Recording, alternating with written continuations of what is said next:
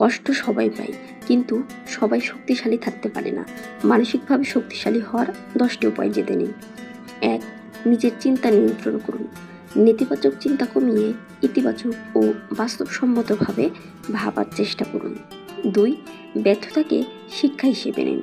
ব্যর্থতা শেষ নয়, বরং নতুনভাবে শুরু করার সুযোগ। 3. নিজেকে অন্যের সাথে তুলনা করবেন না। নিজের অগ্রগতির দিকে নজর দিন, অন্যের জীবনের দিকে নয়। 4. আবেগ নিয়ন্ত্রণ করতে শিখুন। রাগ বা হতাশার মুহূর্তে সিদ্ধান্ত না নিয়ে শান্ত হওয়ার চেষ্টা করুন। 5. না বলতে শিখুন। সবাইকে খুশি করতে গিয়ে নিজের মানসিক শান্তি নষ্ট করবেন না। 6. শরীরের যত্ন নিন। ভালো ঘুম, ব্যায়াম এবং স্বাস্থ্যকর খাবার মনকেও শক্তিশালী করে। 7.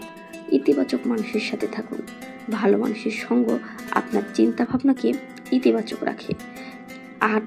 কৃতজ্ঞতার অভ্যাস গড়ে তুলুন। যা আছে তার জন্য কৃতজ্ঞ থাকুন, এতে মন শান্ত থাকে। 9. প্রতিদিন কিছু শিখুন। নতুন জ্ঞান আত্মবিশ্বাস বাড়ায় এবং মনকে দৃঢ় করে।